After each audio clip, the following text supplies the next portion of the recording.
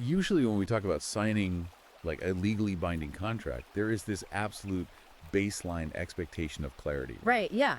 You need to know what you're signing. Exactly. I mean, think about the simple act of downloading a new app on your phone. Oh. You see the terms of service, or, well, at least you scroll past them and pretend to read them. Like everyone does. Right. But you click agree, and you fundamentally understand the exchange. You are trading your email address or, a few dollars a month for a specific unchanging service. It relies entirely on a fixed mutual exchange. I mean, the foundation of contract law is that both parties are bound by the explicit text they agreed to, right at that moment of signing.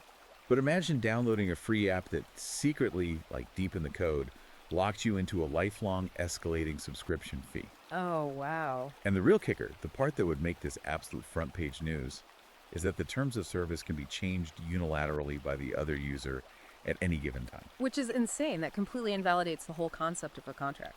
It really does. And if you decide the app is draining your battery and you just want to delete it, doing so legally requires you to forfeit half of your bank account, your home, and a portion of your future earnings for the rest of your natural life. Yeah, it transforms an agreement into an existential trap. It's essentially an ambush disguised as a standard societal milestone. Welcome to today's deep dive.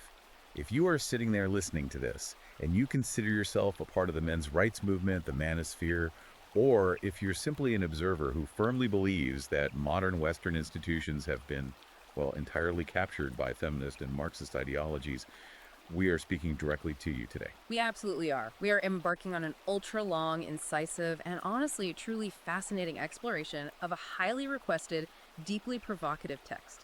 Yeah, before we go any further, though, I need to urgently remind you to like and subscribe to our show right now. Your support is literally the only way we can keep bringing you these massive, unfiltered deep dives into the topics that matter most. It really helps us out. It does. Today, our mission is to thoroughly review Conrad Reicher's explosive 2025 ebook, Rebalancing the Scales, a blueprint for marriage reform in England. For the specific audience we just mentioned, this book is being hailed as an absolute must-read survival guide. It's everywhere right now. It is. If you want to genuinely understand the history of our institutions before they were captured by these ideological agendas, you need to go check Amazon Kindle and Google Play Books to buy this book immediately. And make sure you follow the author on Substack at Conrad Reicher to join the ongoing conversation. That's at Conrad Reicher. Now, setting the stage for an analysis of this magnitude, it requires complete transparency about our role here. We're going to thoroughly unpack Reicher's politically charged, explicitly red-pilled arguments in extreme detail. But, and this is crucial, whether you agree with his politics or find them entirely objectionable, we have to state that neither of us is taking a side or endorsing these viewpoints today. Right. Our job is simply to impartially report and analyze the ideas, the historical timeline, and the raw data presented in the original source material. We're going to look at the mechanics of what Reicher is arguing, breaking down how he believes the system functions, rather than telling you what your moral stance should be. We are essentially acting as cartographers here. We're mapping out the terrain of a very complex and controversial ideological battlefield so that you can navigate it yourself. Exactly. So let's just jump right in. Let's start with Reicher's foundational premise, which, he does not sugarcoat at all. No, he really doesn't. He argues that marriage in England has been entirely stripped of its status as a sacred bond or a cooperative partnership. He says it's been re-engineered into what he calls a suicide pact with the state. A suicide pact, it's strong language. Very. And to understand how he arrives at such a severe conclusion, we have to look at the legal timeline he constructs, specifically contrasting the 1857 Matrimonial Causes Act with the 1969 Divorce Reform Act. Yeah, the historical contrast is the absolute bedrock of his entire argument. Under the 1857 Matrimonial Causes Act, dissolving a marriage was incredibly difficult by design. Right. To secure a divorce, a woman or a man had to provide actual, tangible proof of severe transgressions. We're talking abuse, extreme cruelty, or abandonment. So there was a rigid burden of proof required by the state. Exactly. The legal system viewed the institution of marriage as the fundamental building block of society. It was something that should only be dismantled under the most dire, provable circumstances. Right. It required hard evidence. You couldn't just walk into a courtroom and say, I feel unfulfilled or we've grown apart. No, the state demanded a concrete reason to break the contract. But Reicher argues that the 1969 Divorce Reform Act was the Trojan horse that completely dismantled those protections. He points specifically to Mortimer Mishcon, one of the primary architects of the 1969 Act. And Riker's analysis of Mishcon is particularly scathing. Oh, it's brutal. He claims that Mishcon privately acknowledged the true impact of the legislation, that by removing the burden of proof, the law would effectively allow wives to, quote, reset their lives at their husband's expense. Reset their lives at their husband's expense. Wow. Yeah, that shift, moving from a system that required definitive fault to a system that allowed for no-fault divorce, is what Riker identifies as the genesis of the rigged casino of modern marriage. The rigged casino, yeah. He argues it removed all risk for one party while maximizing liability for the other. Let's look at how this plays out in the real world. Because Riker doesn't just rely on historical theory, right? He grounds this in some pretty devastating case studies. He really does. He introduces us to Mark, a primary school teacher from Bristol. Mark's situation is presented as the quintessential modern nightmare. His wife initiated a divorce based on a completely vague claim of unhappiness. And let's be clear about what was missing here. There was zero proof of infidelity. Zero. There was absolutely no history of abuse or neglect. The sole catalyst was subjective unhappiness. Yet, because of the framework established by the Matrimonial Causes Act of 1973, which Riker claims uses the sanitized language of irretrievable breakdown to mask state-sanctioned theft, Mark was entirely ruined. Completely ruined. He lost his family home, he lost his daily access to his children, and the court ordered him to surrender 40% of his ongoing income. 40%. And Riker uses Mark's story not as an anomaly, but as a feature of a system operating exactly as designed. All right, this isn't a glitch. No. And he backs up the anecdote with systemic data. He pulls statistics directly from the Ministry of Justice, showing that 72% of all no-fault divorces are initiated by women. 72%. Yeah, and when you narrow that down to solely no-fault filings, an overwhelming 93% comes specifically from wives. That's a staggering number. Riker's interpretation of this raw data is that the family court system isn't just broken or inefficient. It is functioning perfectly as a predatory ecosystem meticulously designed to extract resources and capital from productive men. It essentially incentivizes the dissolution of the family unit. He even brings up this almost unbelievable, darkly comedic example of a man in London who is currently forced to pay £800 a month in ongoing alimony. Oh, this case. Yeah, when you look at the justification for this payment, it defies basic logic. The ex-wife claimed that during their brief 3-year marriage, she had handled his social schedule. His social schedule? Right. She booked dinners, managed his calendar, organized social events.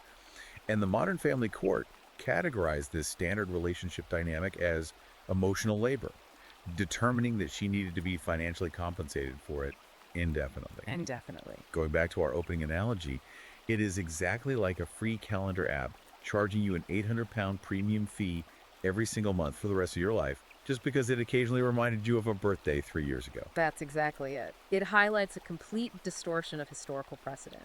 Riker dedicates a significant portion of his analysis to contrasting these modern rulings with 19th century coverture rules. Right, covered. Now, in contemporary academic circles, coverture is exclusively criticized because it meant women could not legally own property independent of their husband. Right, that's the standard narrative. But Riker demands that we look at the other side of that social contract, which is entirely ignored today.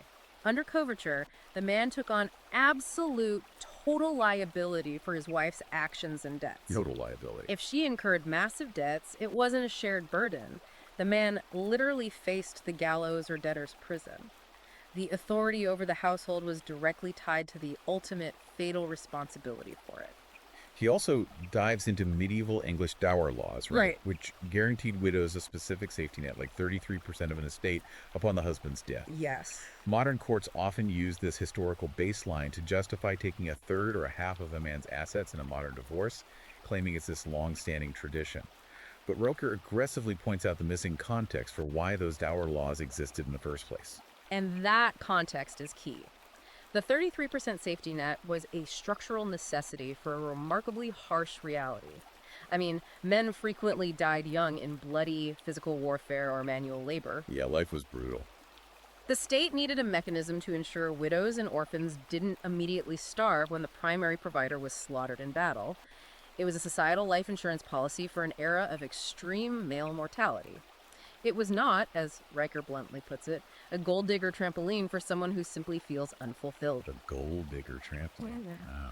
Today, the risks facing an average British man aren't medieval warfare, they're metabolic issues from sitting at a desk.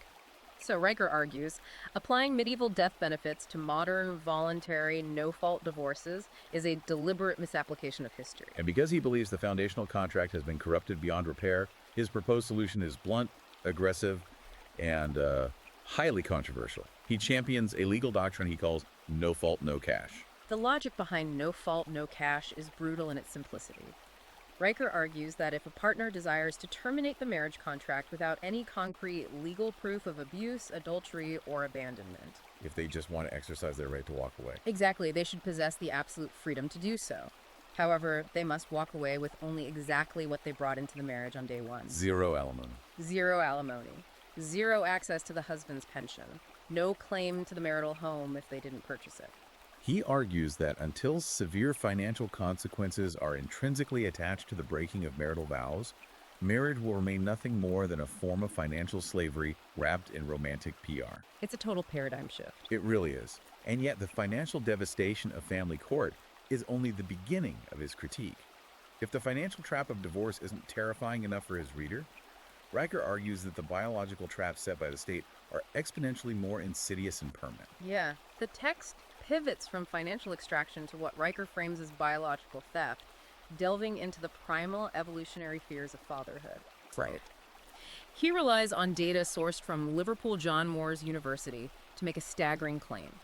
He says between 1 in 10 and 1 in 50 British men is currently, unknowingly, raising another man's biological child. Even if we take the most conservative end of that estimate, 1 in 50, that is a colossal number of men pouring their life's energy, resources, and love into a genetic line that is not their own.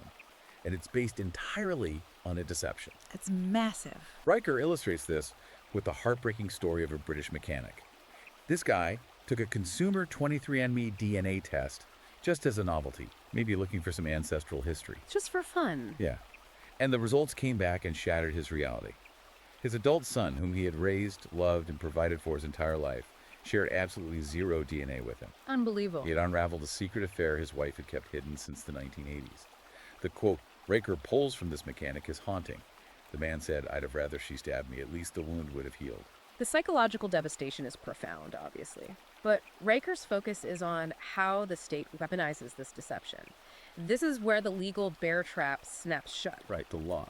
Riker points directly to Section 26 of the Family Law Act 1986. The wording and application of this law dictate that once a man has played the societal role of father to a child for a period of 2 years, he is financially liable for that child indefinitely. Yeah, 2 years.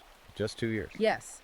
The law prioritizes the established social bond over biological reality, meaning even if you prove you were deliberately lied to about the paternity of a child, the state demands you continue to pay for that child simply because you were tricked into caring for it for 24 months. That is insane. Riker summarizes this by saying that even medieval lords allowed peasants to keep their oxen, but modern courts chain men to a biological lie for life. So how does Riker contextualize this historically? Like, how did our ancestors handle the concept of illegitimacy and biological truth?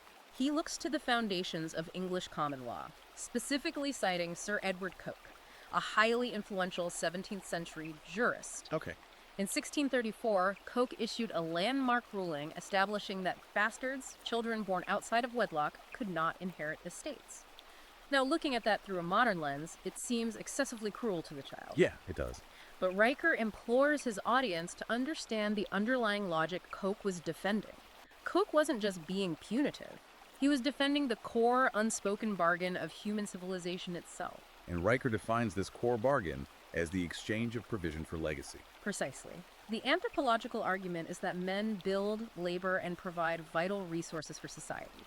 In exchange for this immense output, society guarantees those men a definitive genetic stake in the future. A genetic stake. If a society cannot guarantee a man his biological legacy, if it forces him to fund the offspring of his rivals, the entire incentive structure for male productivity collapses. Well. Riker contrasts Coke's era and the later 18th century bastardy acts with the modern landscape. Those historical laws heavily enforced maternal accountability, even utilizing Bridewell prisons to punish unwed mothers, which drastically suppressed illegitimacy rates. Today, he notes, 48% of births in Britain occur outside of marriage, a demographic shift heavily subsidized by the state. I want to thoroughly unpack Riker's framing here, because this is where his political ideology is most aggressively stated. He categorizes this modern welfare setup as a Marxist-inspired wealth transfer. Yes, he does. I think a lot of people, even those sympathetic to men's rights, might look at standard welfare programs and simply see a safety net designed to keep vulnerable children out of poverty. How does he logically justify framing child benefits as a deliberate ideological attack on biological truth? It requires looking at the incentives rather than the intentions. Riker's overarching thesis is that modern welfare doesn't rescue impoverished children, it systematically manufactures them. He argues that when the state steps in to financially replace the biological father, paying women via welfare checks, housing allowances, and child credits, it actively incentivizes single motherhood. The state becomes the surrogate provider. Exactly. By doing this, Riker argues, the state treats biological fathers as entirely optional accessories, reducing their societal role to nothing more than taxable wallets. He sees this as inherently Marxist because it forcefully redistributes wealth from productive working men to subsidize what he terms female hypergamy and absolute state dependency. By making the government the primary provider, the traditional nuclear family is rendered economically obsolete, which he claims is the ultimate goal of Marxist social engineering. If he believes the state is actively working to dismantle biological truth and male investment, his proposed cures have to be equally radical, right? Oh, they are completely transformative. His first major proposal is the DNA at delivery mandate. DNA at delivery. He argues that the technology is incredibly cheap and highly accurate. Therefore, every single newborn should be swabbed and tested for paternity before the mother is even permitted to be discharged from the maternity ward. Wow. Before she even leaves the hospital. He points out that the test costs less than a hospital cafeteria lunch, yet it prevents decades of fraud. It essentially makes biological truth a prerequisite for legal documentation, which ties into his second point, the truth in birth certificates law. If there is no DNA match at the hospital, the man cannot be placed on the birth certificate. No match, no legal fatherhood. Stripping away the vulnerability exploited by the Family Law Act of 1986. But his most provocative, system-altering idea is what he calls the 5% cuckoldry tax. This concept is wild, and we need to walk through exactly how he envisions this functioning in reality. He suggests levying a mandatory 5% tax on all men's earnings, right? Yes. But the critical mechanism here is that this money does not disappear into the black hole of the state treasury to fund general infrastructure or welfare. No, the funds are ring-fenced. This 5% tax acts as a massive insurance pool used exclusively to issue direct, substantial compensation payments to the men who have been victims of paternity fraud. So it's a direct payout. He essentially wants to create a systemic financial penalty and compensation structure that acknowledges the profound theft of time, resources, and emotional labor inflicted upon these men. It forces society at large to physically bear the cost of the deception it currently enables. But Riker argues the asymmetry of reproduction starts way before birth. It does. He points out that while men are legally forced into parenthood via deception, or, trapped by arbitrary timelines like the 2-year rule, women are granted total, unassailable, unilateral control over reproductive choices before birth.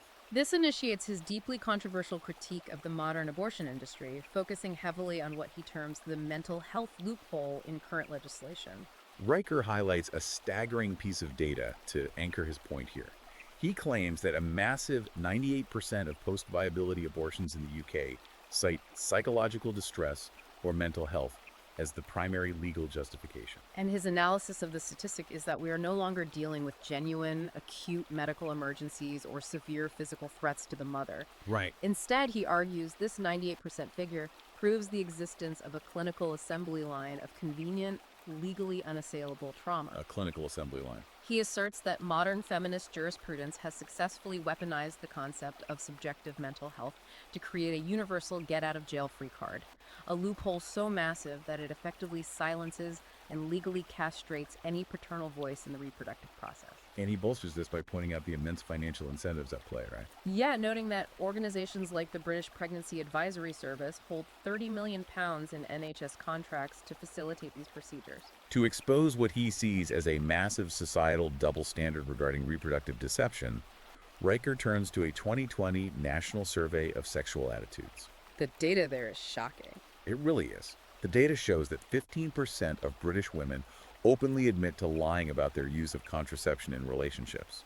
Logically, that means 1 in 7 men are being actively, deliberately tricked into potential fatherhood. 1 in 7. But look at the legal outcome. If the woman gets pregnant through this deception and decides she doesn't want the child, she has absolute, unquestioned veto power to terminate. True. And she does want the child. The man who is lied to has absolutely no legal recourse to opt out financially. He is bound for 18 years. To illustrate the sheer lack of paternal rights in this arena, Riker details a chilling legal precedent. He cites a case where 43 British men organized and formally petitioned the courts to legally halt their partners' abortions. 43 men. Yeah, expressing a desperate desire to take full custody and financial responsibility for the children once born. According to Riker's account, these men were practically laughed out of the judicial system. Laughed out. The judges definitively ruled that biological fathers have, and I quote, no cognizable interest in the pregnancies they helped create. No cognizable interest. That is a brutal phrase. Riker calls this judicial ruling the ultimate form of legal castration. He uses a deeply provocative comparison to hammer the point home. Under current UK law, a Labrador owner must be legally consulted before a registered dog's pregnancy can be terminated by a vet. Oh my God. Yet a human father facing the termination of his own child has demonstrably fewer rights than a dog breeder. It is an analogy designed to enrage, but it crystallizes his argument about asymmetrical legal power perfectly. I mean, think about it like a joint business venture where 2 partners invest equal starting capital. Yep. Under current law, one partner possesses the unilateral legal right to just liquidate the entire company on a whim, burning the whole thing to the ground without even sending an email to the other partner. Right. However, if that first partner decides they want to keep the company open and running, the government forces the second partner, under threat of imprisonment, to fund the daily operations of that business for the next 18 years, even if they desperately wanted to close it down on day 1. The asymmetry is legally absolute. But Riker argues that this isn't just an unavoidable consequence of human biology. He proves it's a matter of policy by bringing in global comparisons where the state handles this differently. He specifically highlights historical policy shifts in Sweden and a recent legislative push in Australia. The Swedish example is incredibly revealing regarding the mental health loophole. Riker points to a specific 2008 policy shift in Sweden. Before 2008, a woman could obtain an abortion for mental health reasons through a quick consultation at the clinic performing the procedure. Right, at the same clinic. The state realized there was a conflict of interest, as clinic staff bonuses or funding might depend on procedure quotas. So, Sweden instituted a policy requiring independent third-party psychological evaluations for any abortion claimed under mental health distress. So they had to go to someone unconnected to the clinic. Exactly. The evaluator could not be affiliated with the clinic. Once this barrier of independent verification was required, mental health abortions in Sweden dropped by a staggering 72% overnight. 72%. That single statistic entirely validates Riker's claim that the distress is often a manufactured legal fiction rather than a clinical reality. Exactly. Then he shifts focus to Australia, highlighting a 2021 Parental Rights Act. This law attempted to introduce a modicum of balance. Under this act, if a mother seeks an abortion over the explicit objections of the father can actually petition the court to objectively assess her mental fitness and circumstances. Okay, so the father gets a voice. Riker details the harrowing story of a Sydney dock worker who utilized this exact law. The mother, his ex-partner, was a severe meth addict seeking to terminate the pregnancy. The dock worker went to court, presented extensive receipts paying for her rehab stints, and proved he was the stable, capable parent. And what happened? The court halted the termination. Riker points out that this child is now alive and in primary school, purely because the legal framework acknowledged the father's biological stake and capability. Wow. Based on this, Raker's proposed fix for the UK is that any biological father who is willing to fully fund prenatal care and commit to parenting classes should automatically be granted legal veto power over any abortion sought after the 12-week mark. He's essentially demanding that if a man puts absolute skin in the game, he earns a seat at the table. It is a demand for basic reciprocity.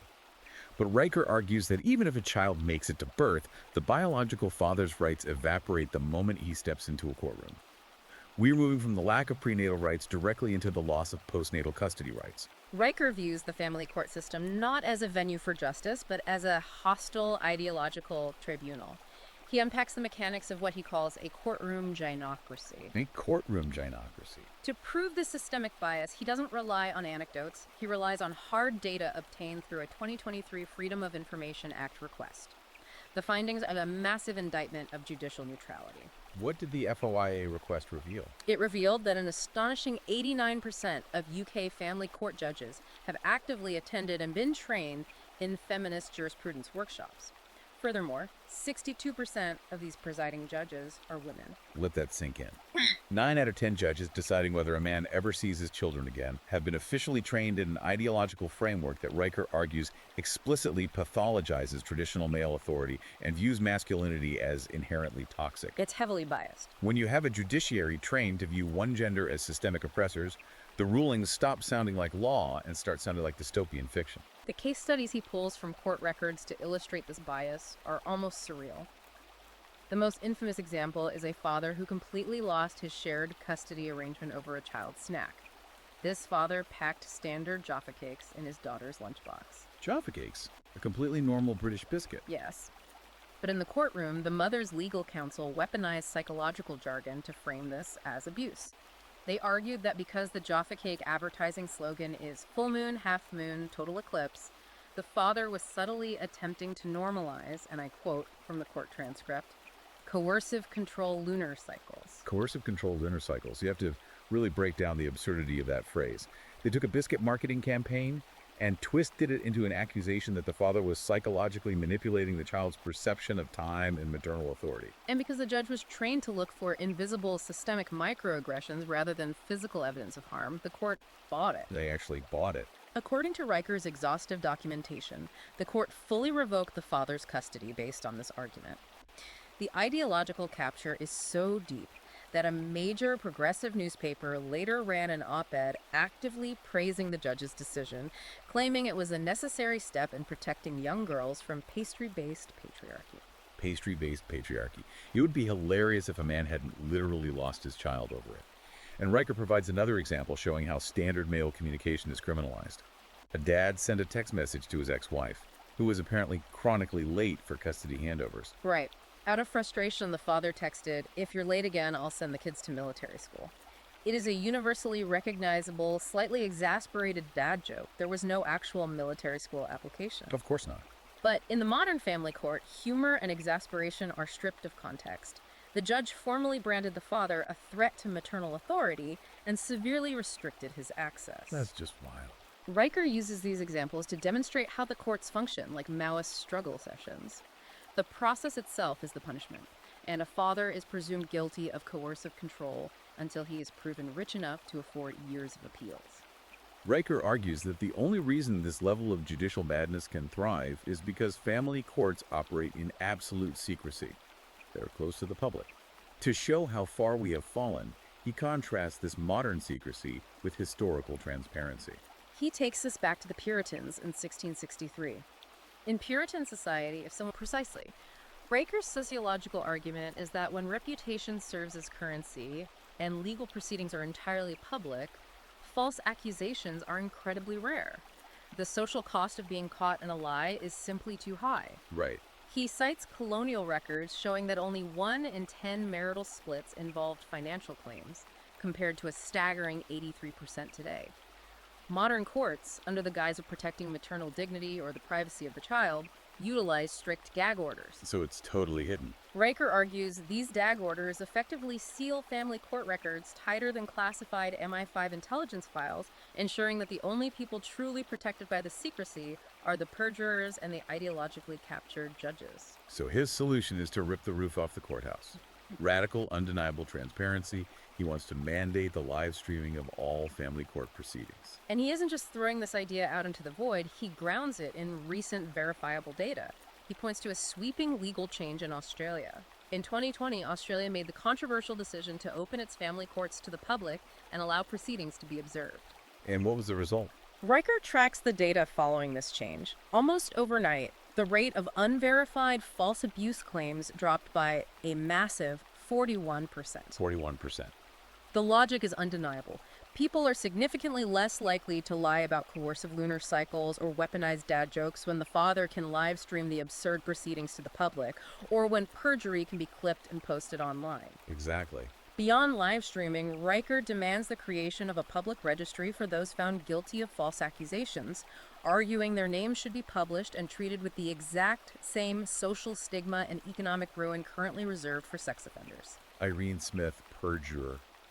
Imagine making that her mandated LinkedIn headline. It is brutal, scorched earth policy, but Riker's underlying philosophy is that a system without severe personal consequences is just a weapon waiting to be picked up. A weapon waiting to be picked up. And that weaponization doesn't stop at custody. When the courts aren't taking a man's children over a box of biscuits, they are coming for his wallet with ruthless efficiency.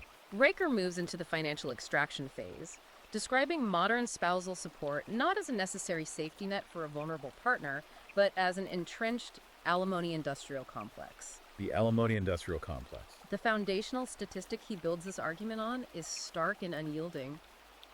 92% of all spousal support payers are men. He calls it Robin Hood in reverse. Instead of a system that taxes the wealthy to provide a baseline for the destitute, modern alimony leverages the power of the state to steal the labor of productive men to fund their ex-wives' luxury lifestyles. Paying for Pilates memberships, Netflix subscriptions, and maintaining Chelsea townhouses long after the marriage has ended. He illustrates this with the case of a London investment banker he pseudonyms as Dave. Dave is currently trapped in a legal nightmare where he is simultaneously funding the luxury lifestyles and mortgages of 3 separate ex-wives. 3 ex-wives. He's paying for 3 separate households. Riker points out the historical absurdity of this by looking at 18th century pin money laws. Even centuries ago, when women had vastly fewer economic opportunities, the law recognized the need for balance and capped spousal allowances at a strict 10% of a man's income. But today, there's no cap. Today, there is no such logical ceiling. He introduces the phenomenon of the widow's tax, which describes how men are essentially trapped paying their exes to specifically avoid remarrying. This is a huge point. He states that 1 in 8 British alimony payers are currently funding what he calls ex-wife tourism. Because alimony payments typically cease upon the ex-wife's remarriage or legal cohabitation, these women deliberately avoid legally committing to their new partners. So they just stay single on paper. Exactly. So the ex-husband is literally paying for his ex-wife to travel to Bali or Tuscany with her new boyfriend simply because she refuses to sign a piece of paper that would turn off the free money glitch. So how does Riker propose fixing this inescapable alimony trap? He advocates for a policy he calls the 3-year reset. It is a hard, unyielding legal cap on all spousal support. Alimony would automatically and irrevocably terminate after exactly 36 months. No exceptions. No extensions, no hardship exceptions, no legal loopholes. His rationale is that in the modern economy, where women have equal or often superior access to education and employment, 3 years is more than enough time to finish a degree, secure a job, or find a new partner. Right. Anything stretching beyond that 36-month window, he argues, ceases to be transitional support and becomes state-enforced serfdom. Okay, we absolutely have to talk about one of the most controversial internet-breaking concepts in the entire text. It is the idea that truly highlights Riker's obsession with accountability and biological reality. Chapter 8, the fat clause. Ah, yes, the obesity clause. This is where Riker's legal theory intersects directly with evolutionary biology and extreme contractual discipline. I was reading this section on my tablet, and my jaw literally dropped.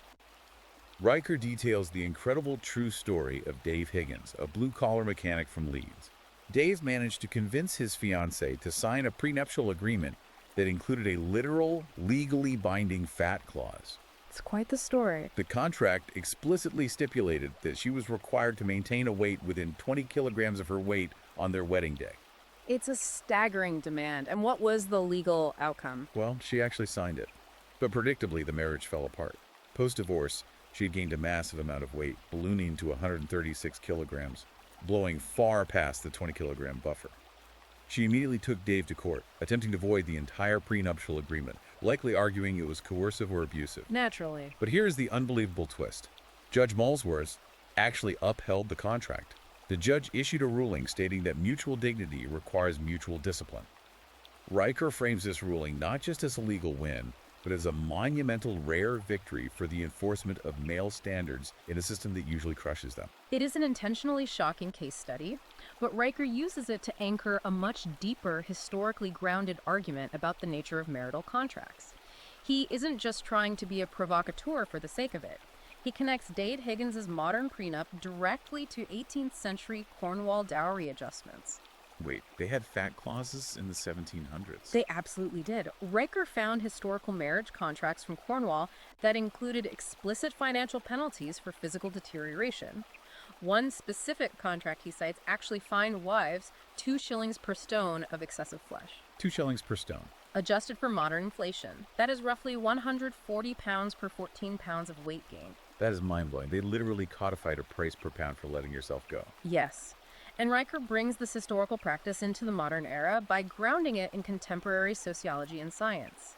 He cites a massive 2022 Cambridge meta-analysis that tracked 12,000 marriages over decades. The data definitively showed that significant female weight gain increases the statistical risk of divorce by 23%. Riker's evolutionary argument here is cold and calculating.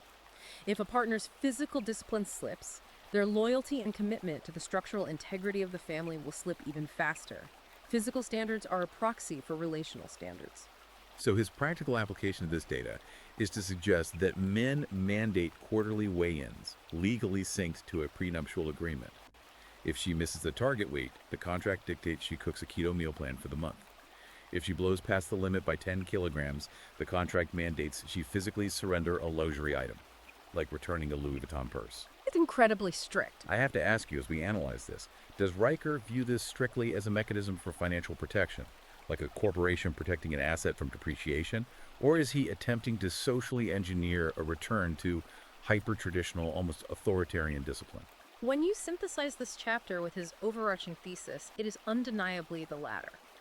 Riker is profoundly obsessed with resurrecting what he refers to as society's immune system. Society's immune system. He defines this immune system as the presence of deep communal shame and strict, inescapable accountability. He argues that modern progressive culture, what he loosely terms wokeism, has systematically destroyed this immune system, replacing necessary societal shame with trigger warnings, therapy speak, and the body positivity movement. Right.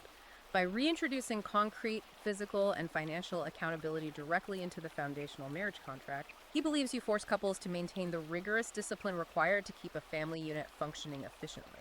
It all comes down to forcing consequences back into the ecosystem. But Riker also points out a glaring reality. If Western monogamy is this legally perilous, where one slip-up, one text message about military school, or one vague claim of unhappiness can result in complete financial and biological ruin, why are men still playing the game? It's a fair question. What are the actual alternatives? This brings us to a fascinating pivot in the book, where we explore the monogamy, monopoly versus kinship IPOs. This is a remarkable section because Riker completely steps out of traditional religious conservative thought and adopts a highly pragmatic, almost hyper-libertarian framework. In Chapter 21, he aggressively argues that state-sanctioned monogamy is not a divine moral imperative or a natural human absolute. Instead, he frames it as nothing more than a Victorian tax code. Right, he pulls a quote from Lord Penzance in 1866, who legally defined marriage at the time. Riker analyzes this and concludes that the expanding British Empire didn't care about romance. They simply needed easily taxable, highly predictable nuclear households to fund their global expansion. Monogamy was just an administrative convenience. Precisely. It was a logistical tool for the state. And Riker contrasts this currently failing Western model with alternative systems that are demonstrably succeeding in terms of male well-being. He cites a fascinating study from Utah University analyzing 19th century Zulu warriors. Now, Western intuition would suggest that a society built on polygamy would be incredibly violent and deadly for men as they fight for mates. However, the study found the exact opposite. Really? Men operating within those polygamous systems actually possessed a 40% lower mortality rate than their strictly monogamous British contemporaries. That seems entirely counterintuitive on its face. Yeah. How exactly does polygamy lower male mortality? What is the mechanism? The researchers concluded that the mechanism is economic focus. When a society dictates that men must compete to provide vast resources to secure and maintain multiple wives rather than violently brawling in the streets or dying in wars over basic mating rights, their aggression is channeled directly into intense economic productivity and agricultural expansion. Oh, wow. The society becomes fundamentally richer, vastly more stable, and men live longer because their status is tied to their output, not their capacity for violence. So it acts as a mechanism to convert primal male aggression into pure economic GDP. Exactly, and Riker brilliantly brings this anthropological concept directly into modern Britain. He points out a glaring demographic reality. 89% of active polygamists in Britain today are first-generation Pakistani and Somali immigrants. Okay. While secular native British marriages are failing at catastrophic rates, leaving British men trapped paying alimony to 3 different ex-wives, these immigrant communities are thriving economically. Why? Because they completely bypass the state's alimony traps by utilizing religious marriages that are deliberately not fully registered or recognized by the British state. He highlights this one incredibly savvy Muslim businessman who entirely avoided a ruinous alimony payout. His second marriage was registered purely under Islamic law, categorized by the state as non-Christian and legally non-binding in civil court. It's a massive loophole. Riker points out that the progressive British judges were so terrified of appearing culturally insensitive or Islamophobic that they refused to touch the case or mandate civil alimony. Riker basically applauds the guy, saying, "Good for him. He identified the ideological blind spot and drove a truck through the loophole." And then, of course, there's the incredible story of a Welsh farmer, Rises Jones. The Rhys Jones case study is a masterclass in creative, legal, and economic maneuvering. Rhys Jones, a farmer in Wales, essentially formed a polyamorous triad. He illegally married 2 different women. One was a freely trained sheep specialist, and the other was an expert crop manager. A completely vertically integrated throuple of farmers. Yes. By combining their specialized expertise under one household, they massively scaled their operation and doubled the farm's total output.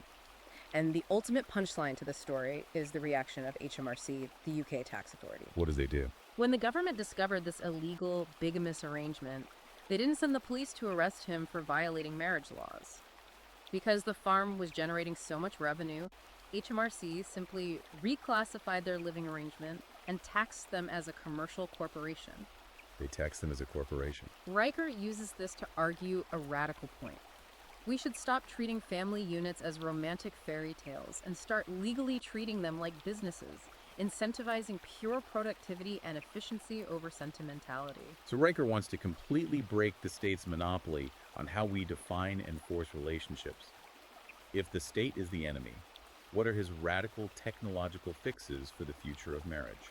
He introduces concepts that sound like science fiction but are rooted in current financial technology. He discusses men opting out of state marriage and forming provider unions, which are essentially male syndicates. But his real leap forward is advocating for the complete bypass of the state using private blockchain technology. We are talking about literal smart contracts for marriage. Yes, marriage entirely decentralized.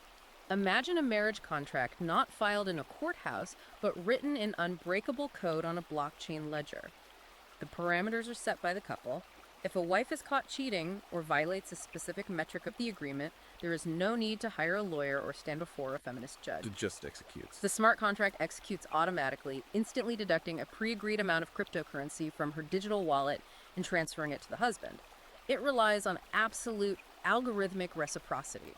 He takes it a step further, theorizing about crypto DAOs, decentralized autonomous organizations. Crypto DAOs. In this scenario, large groups of men pool their crypto resources to collectively bid on brides or fund family formations, likening it to a high-tech version of 18th century clubbing acts where communities pooled money for dowries. It is treating human relationships purely as a programmable market efficiency, stripping out the state and the emotion entirely. But while some tech-savvy men might be waiting around for blockchain marriage laws to pass or AI prenups to be developed, Riker points out that a massive cohort of men aren't waiting to fix the system. No, they're not. They're just packing their bags and walking away. This brings us to the culmination of his thesis: the father famine, the beta uprising, and the exodus. This final section analyzes the ultimate catastrophic macro result of the rigged system we spent this time dissecting. When the legal and financial risks of engagement become undeniably fatal, rational men simply walk away. Exactly. Riker begins by examining the devastating cost of this male retreat to the wider society, a phenomenon he terms the father famine. He anchors this with a deeply revealing 2020 Dutch sociological study. This study proved that boys who have actively involved present fathers score 37% higher on objective empathy tests than boys raised exclusively by single mothers. Which is a statistic that completely obliterates the prevailing feminist narrative that traditional masculinity is inherently toxic, violent, or lacks emotional intelligence. The hard data proves that actual present fathers are the ones who teach empathy and emotional regulation. Exactly. Riker argues that nature itself designed men to be present fathers, not just distant providers. He cites biological data showing that when men become fathers and actively care for their children, their testosterone levels naturally drop by roughly a third. Wow. He beautifully describes this as nature's biological mechanism for telling a man to put down the spear, stop fighting rivals, and sit down to become a math tutor and a guide. But because the courts are stripping these men from their homes, society is starved of this vital mentorship. However, Riker enthusiastically praises a counter-movement that the Telegraph dubbed the DIY dad revolution. Oh, the pub equation. I found this to be the most inspiring part of the entire book.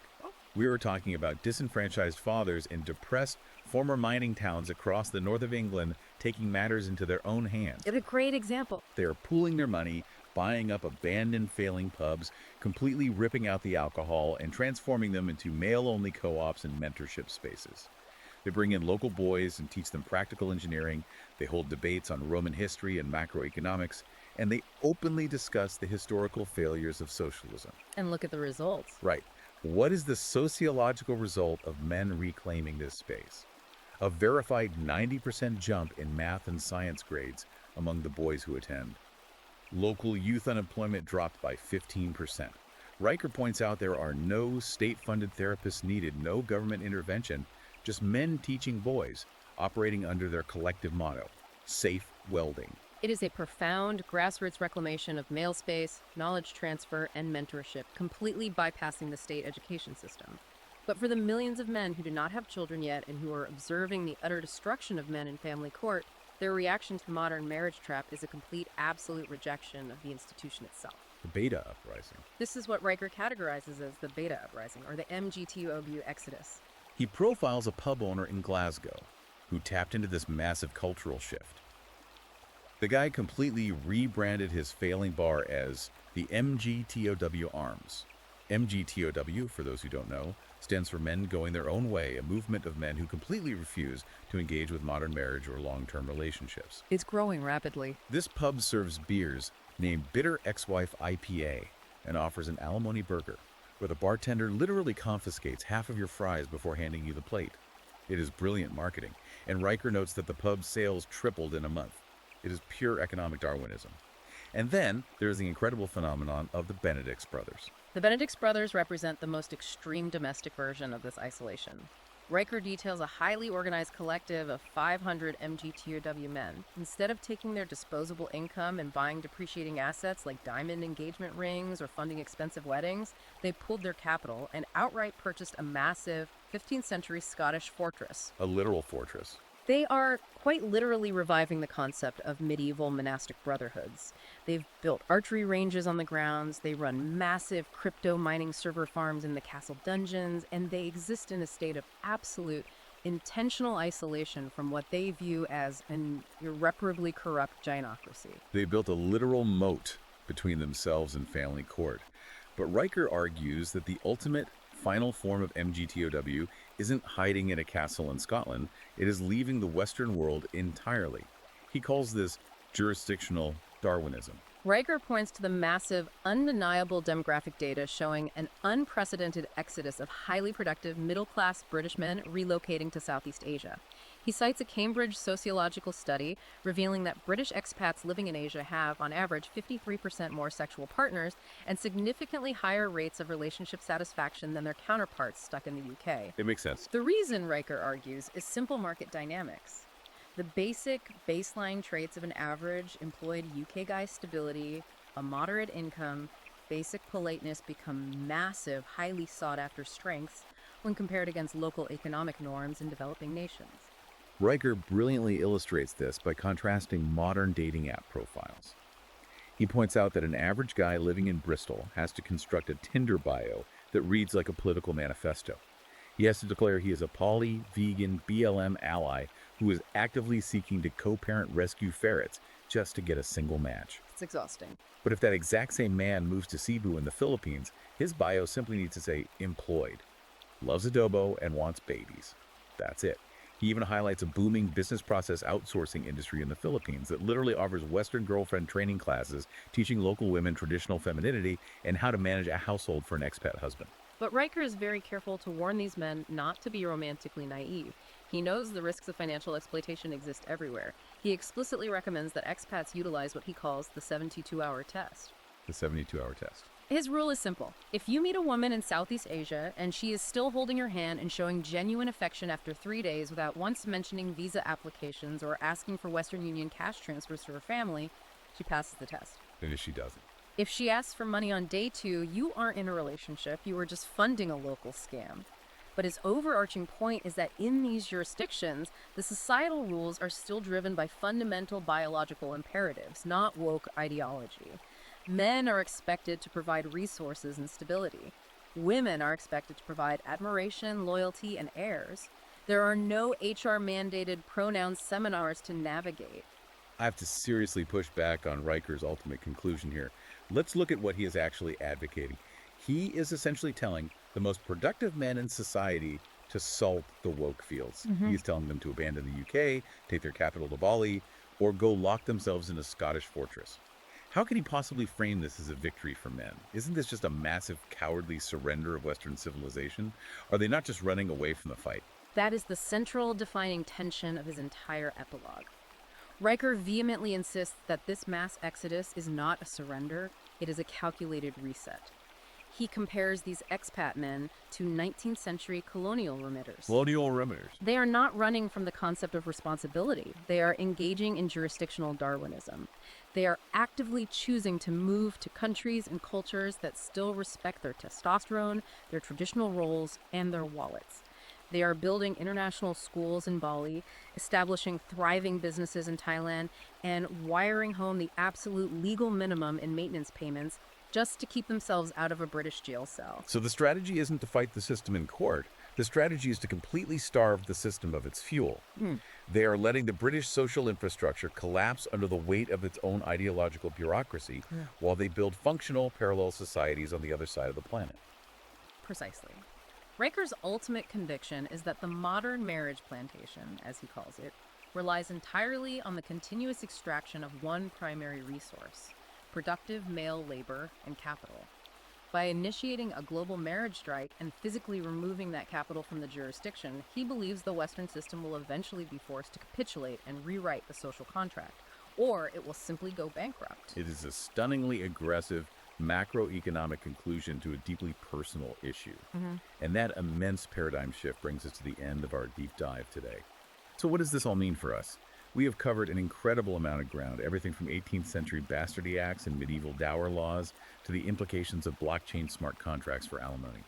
But as we wrap up, I want to leave you, the listener, with a final, highly provocative thought to mull over. If society's immune system, that vital mechanism of communal shame and strict, inescapable accountability, has truly been systematically targeted and destroyed by modern family law, as Riker so forcefully claims throughout this book, what happens next? Yeah, what's the end game? Will this widespread coordinated marriage strike and the mass overseas exodus of society's most productive men eventually exert enough economic pressure to force the state to rewrite the fundamental social contract? Or will this ideological stalemate simply lead to the total, irreversible collapse of the nuclear family entirely, leaving nothing but an all-powerful state attempting to manage millions of isolated, untethered individuals? It is a chilling question, and it brings us right back to our opening metaphor about the rigged app. Are we going to keep blindly accepting the terms of service on a societal contract that is demonstrably draining our accounts and our futures? Or are men finally figuring out how to delete the app entirely and build their own operating system? Now, before we sign off, we must explicitly remind you one last time, this entire deep dive has been a strictly impartial unpacking of Conrad Reicher's highly controversial red-pilled viewpoints. We have spent this time exclusively exploring the historical timelines, the complex legal arguments, and the raw sociological data presented in his text. We have done so without taking a side, without interjecting our own morality, and without endorsing his radical conclusions. Exactly. We are just the messengers mapping out the terrain. But if you were captivated, enraged, or profoundly inspired by these systemic cheat codes and this brutal historical breakdown, you cannot just take our word for it. You need to read the primary source material for yourself.